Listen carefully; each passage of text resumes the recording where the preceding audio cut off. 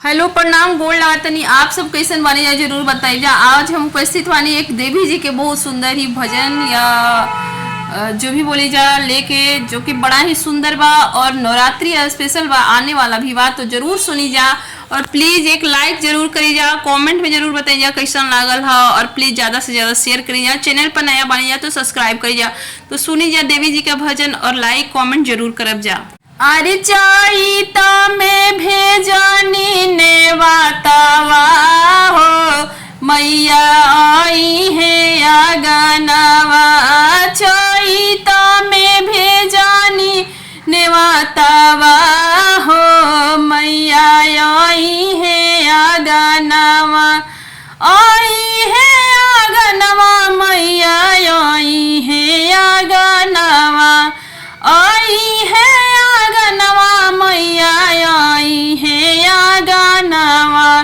चैता में भेजनी नेवातावा हो, मैया आई है आगनवा। चैता में भेजनी नेवातावा हो, मैया आई है आगनवा। अरे दुर्गा जी आई हन, काली जी आई हन। दुर्गा जी आई हन, काली जी आई हन। साथ में आई हन भैरो भैया हो, हम तो भेजनी नेवातावा। साथ में आई हन भैरो भैया हो, हम तो भेजनी नेवातावा। चैता में भेजनी नेवातावा हो, मैया आई हन आगनवा।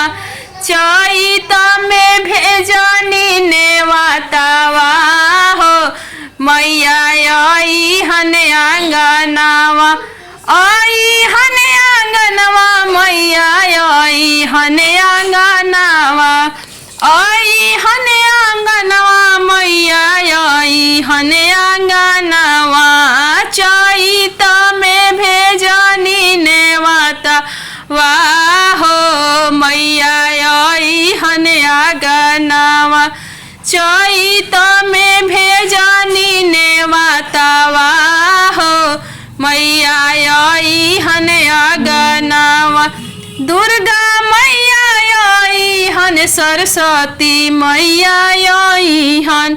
दुर्गा मैया आई हन, सरस्वती मैया आई हन। साथ में लक्ष्मी मैया आई हन हो, हम तो भेजनी नेवातावा। साथ में लक्ष्मी मैया आई हन हो, हम तो भेजनी नेवातावा।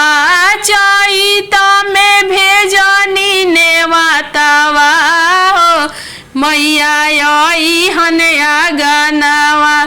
चैता में भेजनी नेवातावा हो, मैया आई हन आगनवा।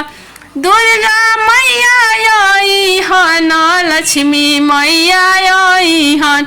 दुर्गा मैया आई हन, लक्ष्मी मैया आई हन। अरे साथ में शीतला मैया आई है हो, हम तो भेजनी नेवातावा। साथ में आई हन शीतला मैया हो, हम तो भेजनी नेवातावा। चैता में भेजनी नेवातावा हो, मैया आई हन आगनवा। काली मैया आई हन, सातो मैया आई हन। काली मैया आई हन, सातो मैया आई हन। साथ में आई हन भैरो भैया हो, हम तो भेजनी नेवातावा। साथ में आई हन भैरो भैया हो, हम तो भेजनी नेवातावा। चैता में भेजनी नेवातावा हो, सतमई आई हन आंगनवा चैत में भेजनी ने मातावा हो सतमई आई हन आंगनवा मैया खातिर हम 52 भोग लगाइब मैया खातिर हम 56 भोग सजाइब साथ में गैया के दूधवा हो मैया आई हन आंगनवा साथ में गैया के दूधवा हो मैया आई हन आंगनवा चैत में भेजनी नेवतावा हो सतमई आई हन आंगनवा चैत में भेजनी नेवतावा हो सत बहिनी आई हन आंगनवा आई हन आंगनवा रामा आई हन